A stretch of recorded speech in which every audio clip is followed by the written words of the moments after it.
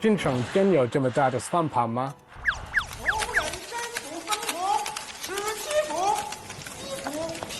算盘真能算得这么快吗？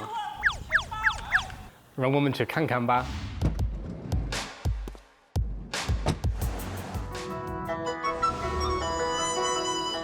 Due to its long history, Shanxi is home to a great many historical sites, the most popular of which are these ancestral compounds or family compounds, which were owned by wealthy people hundreds of years ago during the Ming and Qing dynasties.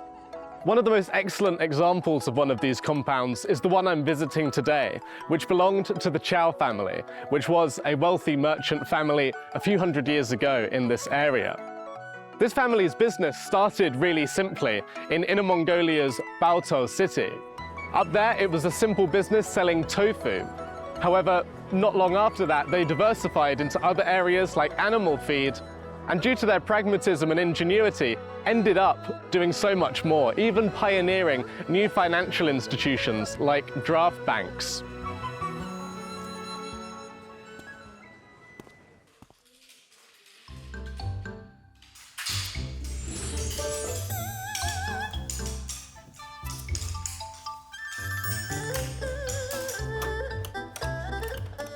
你对中国的算盘有兴趣吗？我觉得很神奇。我们山西人做生意啊，都能做得风生水起，靠的就是精打细算。精打细算离不开这个算盘，打算盘呢离不开我们账房先生。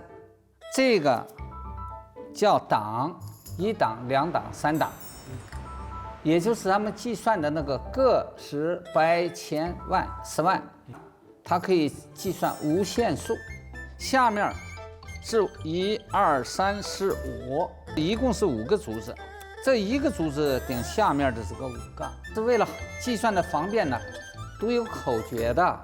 经常啊，去了你们英国了啊，也要带这个算盘。最早传到是日本，咱们现在中亚的那些国家，好多国家都打算盘。Obviously, there's a great practical use to these devices. This demonstrates the Shanxi merchants' pragmatism, but also their ingenuity for the time. The Shanxi merchants would have carried their abacuses with them everywhere they went in order that they could always carry out transactions diligently, no matter how small the amount of money involved was. Naturally, their apprentices also learned how to use the abacus, but also as the merchants' businesses expanded into what is now Mongolia and Russia, their apprentices had to learn the local languages to enable the merchants to develop relationships and enhance their reputation in the local area.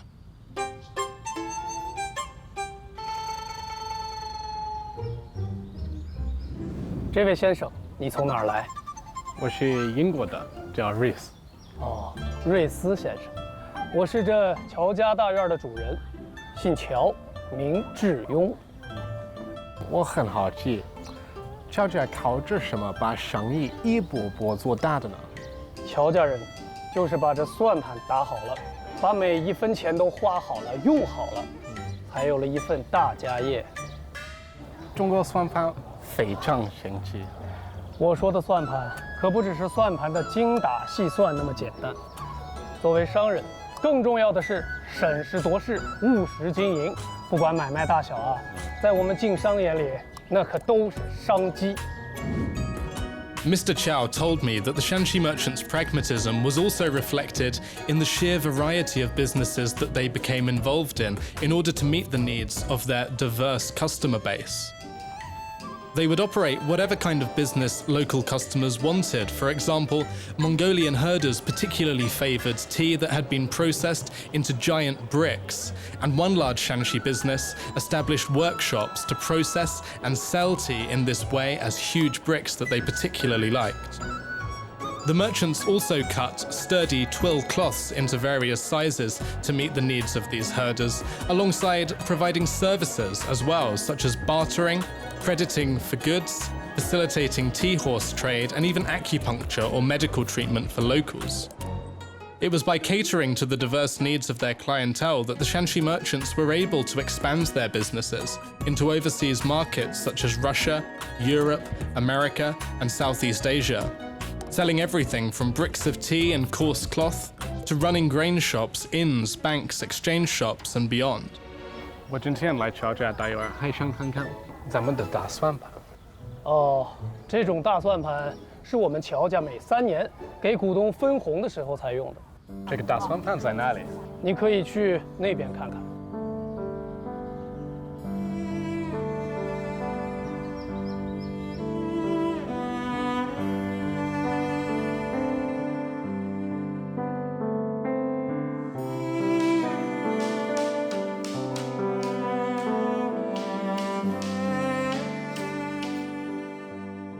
The variety of abacuses on display here really symbolizes the story of the Shanxi merchants, going from something as small as selling tofu or needles to something as big as inventing the piaohao, leading to the inception of China's banking system.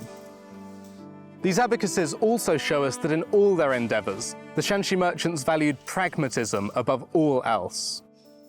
This sense of pragmatism, combined with the merchants' broad outlook and global vision, led to small abacuses becoming big and simple businesses yielding ideas that would shape society.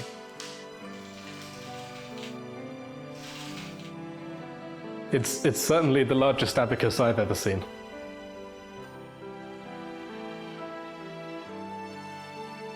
As you saw, this museum contains a tremendous number of abacuses, and I think it's really interesting to see artifacts like this, things that people would have used a long time ago, before they had access to today's modern technology. But I also think that these abacuses reveal to us the amount of wealth that existed in China at that time. In the year 1820, China was responsible for roughly 1/3 of the world's economic output.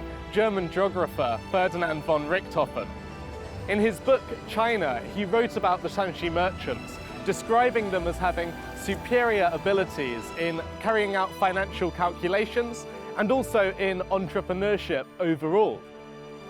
I think that the vision of the Shanxi merchants is also reflected in the story of how their business evolved, from trading in salt to trading in tea to establishing new financial institutions. This vision allowed them to really play a major role in trade for around 500 years by enabling them to identify opportunities in the market and to understand market forces even at a global scale. When we consider this pragmatism and this vision, and we remember what we saw inside the compound with the abacuses, I think we can really tell that that small abacus represents some very big ideas.